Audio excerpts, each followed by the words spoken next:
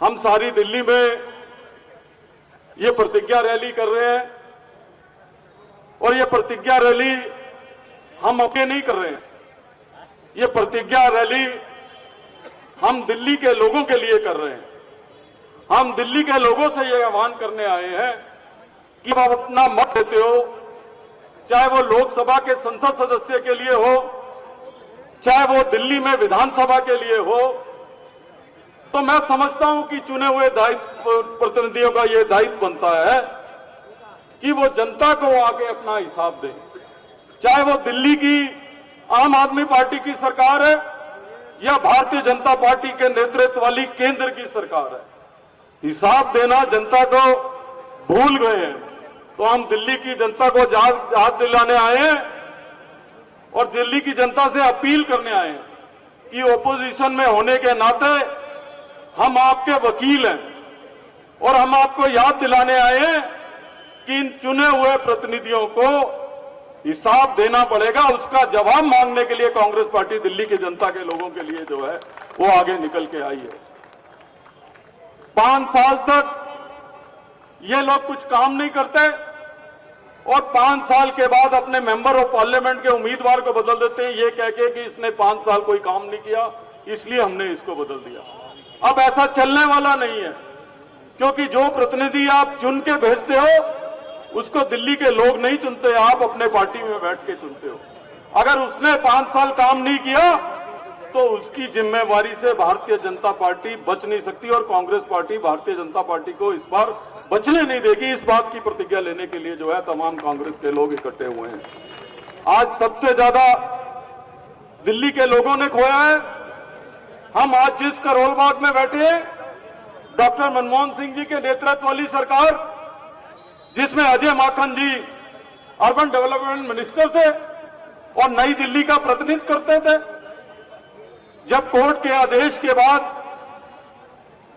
तोड़फोड़ और सीलिंग का दौर चला तो करोल बाग और क्योंकि मैं गांधीनगर का प्रतिनिधित्व करता था, गांधीनगर 2 क्षेत्र ऐसे थे जिनको विशेष कैटेगरी में डाल के पेडिस्ट्रियन कमर्शियल करने का काम जो है वो अजय माकन जी के नेतृत्व में कांग्रेस की सरकार ने किया था और लोगों को राहत दिलाई। लेकिन तकलीफ की बात यह है कि उस समय कांग्रेस पार्टी के द्वारा लाया गया मोरेटोरियम जो आज भी लोगों को सेफगार्ड कर रहा है, उस मोरेटोरियम से एक कदम केंद्र की सरकार, दिल्ली की सरकार आगे नहीं बढ़ी और आज भी उसी मोरेटोरियम को एक्सटेंड करते हैं। जवाब इनसे यह मांगने की जरूरत है कि 9 साल से अधिक समय आपको सत्ता में हो गया और इन 9 सालों में आप दिल्ली के लोगों के लिए एक पॉलिसी नहीं बना पाए, उनकी सुध लेने की फुर्सत आपको नहीं है। यह जवाब मांगने की इनको जरूरत है कि कल को जब वो मोरेटोरियम हट गया तो फिर दिल्ली के लोगों को, करोल बाग के लोगों के ऊपर उसी तरीके की तलवार जो है वो फिर से लटक जाएगी। आज इनके निकम्मेपन की वजह से दिल्ली के अंदर जो ऐसे क्लस्टर हैं वहां पे आम आदमी पार्टी की सरकार, भारतीय जनता पार्टी की सरकार एक दूसरे से लड़ने में व्यस्त है, लेकिन कोर्ट के अंदर कागज टाइम से नहीं जमा पाए। कल मैं निजामुद्दीन गया था, 270 परिवार सड़क पे आ गए हैं, 270 परिवारों के मकान टूट गए हैं। वो गरीब लोग आज सर्दी के मौसम में अपने छोटे छोटे बच्चों को लेके बाहर सड़क पे बैठे हैं और केवल इसलिए कि ये दोनों पार्टियां और दोनों पार्टी की सरकारें एक दूसरे के साथ लड़ने में व्यस्त हैं। दिल्ली में बाढ़ आ जाए तो अखबारों में चले जाती है कि केंद्र सरकार ने ये नहीं किया, केंद्र सरकार कहती है इन्होंने ये नहीं किया। दिल्ली में पोल्यूशन हो जाए तो दिल्ली सरकार केंद्र सरकार पर डालती है, केंद्र सरकार दिल्ली सरकार पर डालती है और लोगों के बीच में अपनी समस्या लेके चले जाते हैं। छठ पूजा में यमुना साफ ना हो तो एक दूसरे के ऊपर इल्जाम लगाते हैं। पोल्यूशन के अंदर आज लाखों लोग बीमारी के ग्रस्त हो गए। दिल्ली सरकार केंद्र सरकार को की सरकारें एक दूसरे के साथ लड़ने में व्यस्त है। दिल्ली में बाढ़ आ जाए तो अखबारों में चले जाती है कि केंद्र सरकार ने ये नहीं किया, केंद्र सरकार कहती है इन्होंने ये नहीं किया। दिल्ली में पोल्यूशन हो जाए तो दिल्ली सरकार केंद्र सरकार पर डालती है, केंद्र सरकार दिल्ली सरकार पर डालती है और लोगों के बीच में अपनी समस्या लेके चले जाते हैं। छठ पूजा में यमुना साफ ना हो तो एक दूसरे के ऊपर इल्जाम लगाते हैं। पोल्यूशन के अंदर आज लाखों लोग बीमारी के ग्रस्त हो गए। दिल्ली सरकार केंद्र सरकार को चिट्ठी लिखती है, केंद्र सरकार दिल्ली सरकार को चिट्ठी लिखती है। अगर दोनों के हालात से बाहर बात मिल जाए तो दोनों मिलकर पंजाब सरकार को चिट्ठी लिख लेते हैं और इसी में जो है अपना सारा काम पूरा कर देते हैं।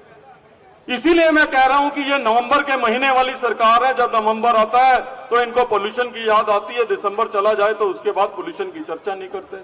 कांग्रेस पार्टी ने ये इश्यू उठाया कि जब जब पोल्यूशन आता है कभी हरियाणा पे कभी पंजाब पे डाल देते हैं। ठीक बात है, पराली के कारण दिल्ली में पोल्यूशन आता है। हम इनसे प्रश्न पूछते हैं कि ऐसी कौन सी टनल भगवान ने बनाई है जो पंजाब और हरियाणा में पराली जलती है तो वो चंडीगढ़ को नहीं असर करती, सीधा दिल्ली में आके जो है वो पोल्यूशन को फैलाती है। ऐसी कौन सी टनल भगवान ने बनाई है? सच बात यह है कि इन सरकारों को आदत नहीं है काम करने की। दिल्ली के अंदर 40% व्हीकलर पोल्यूशन है और 40% व्हीकलर पोल्यूशन इसलिए कि पब्लिक ट्रांसपोर्ट सिस्टम कोलैप्स कर गया है। दिल्ली के अंदर 30% पोल्यूशन जो है वो डस्ट की वजह से, वो इसलिए कि सरकार के अंदर सबसे बड़ा अगर सड़क के ऊपर कोई कॉन्ट्रैक्टर है तो वो डीएमआरसी है। और जो डीएमआरसी इस बात के लिए जानी जाती थी कि वो समय से पहले काम करती है, आज उसके प्रोजेक्ट 5-5 साल डिले हो रहे हैं। अभी जो है लेफ्टिनेंट गवर्नर ने बारापुला के नाले के ऊपर पीडब्ल्यूडी के अधिकारियों को इसलिए सस्पेंड किया कि 5-5 साल तक जो है वो प्रोजेक्ट जो है वो डिले हो रहे हैं। जब वो प्रोजेक्ट डिले होंगे तो उधर की सड़कें टूटेंगी, फुटपाथ टूटेंगी, उसके जो है सेंटर वर्क्स के टूटेंगे तो डस्ट उड़ेगी, डस्ट नहीं उड़ेगी तो क्या उड़ेगी? ये लोग हर बार बहाना बनाते हैं। जो वो लैंडफिल साइट है वो खतरनाक मिथेन गैस दिल्ली के अंदर छोड़ती है जो किसी भी व्यक्ति के जिंदा रहने के लिए खतरनाक है। ये इनका सरकारों की कारगुजारी है। तो मैं इसलिए कहने वाला हूं, जल बोर्ड की फाइल क्लियर ना हो तो अपनी प्रॉब्लम लेके लोगों के बीच में आ जाते हैं जी कि उसने ये कर दिया, उसने ये कर दिया। अब दिल्ली के लोगों को वक्त आ गया कि फैसला करना है कि आपको प्रॉब्लम बताने वाली सरकारों को चुनना है कि आपको सोल्यूशन बताने वाली सरकारों को चुनना है। ये फैसला दिल्ली वालों को जो है आने वाले समय में करना है। और मैं एक बात कहते हुए, मुझे कोई शक शुबा नहीं है कि आज ना केंद्र की सरकार के पास ना दिल्ली की सरकार के पास दिल्ली के लोगों की, देश के लोगों की सुध लेने का समय है। आज इस बात के लिए तो विधायक दल की बैठक बुलाई जाती है कि हमको सरकार जेल से चलानी है कि जेल से बाहर से चलानी है।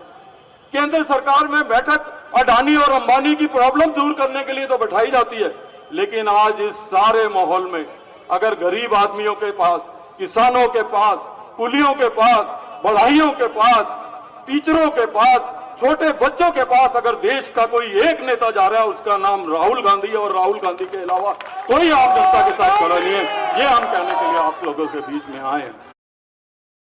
मैं आपसे ये निवेदन करने के लिए आया हूं, कांग्रेस पार्टी के लोगों से भी ये निवेदन करने के लिए आया गया हूं कि सारे देश में बदलाव की बहार बह रही है। सारा देश जो है वो कांग्रेस और राहुल गांधी की तरफ देख रहा है। ऐसे में दिल्ली के कांग्रेस के जनों की भी जिम्मेवारी बड़ी हो जाती है। और इस बार जो हम ये लड़ाई लड़ेंगे वो केवल कांग्रेस के लिए नहीं लड़ेंगे, बल्कि दिल्ली के लोगों को बचाने की लड़ाई कांग्रेस के लोगों को लड़ना है। ये निवेदन करने के लिए आप लोगों के बीच में आया हूं। मैं मदन लाल कोरवाल जी को, वीरेंद्र कसाना जी को, ब्रह्म यादव जी को, अभिषेक दत्त जी को, नीरज जी को, चतर सिंह जी को, तमाम अपने साथियों को इस बात की बधाई देना चाहता हूं। भीषण शर्मा जी को भी बधाई देना चाहता हूं कि जो प्रदेश की तरफ से यहां पे लड़े, जितेंद्र जीतू जी को भी, कि अजय माकन जी की लीडरशिप में तमाम नई दिल्ली के कांग्रेस जनों ने जिस मजबूती के साथ इस रैली में, चाहे वो हनुमान मंदिर के ऊपर इकट्ठे हुए हों, चाहे इस रैली में खड़े हों, आप सब बधाई के पात्र हैं। और मुझे उम्मीद है कि इसी मजबूती के साथ आप आने वाले दिनों में जो है कांग्रेस की लड़ाई को आगे लेके जाएंगे। बहुत बहुत धन्यवाद। जय हिंद।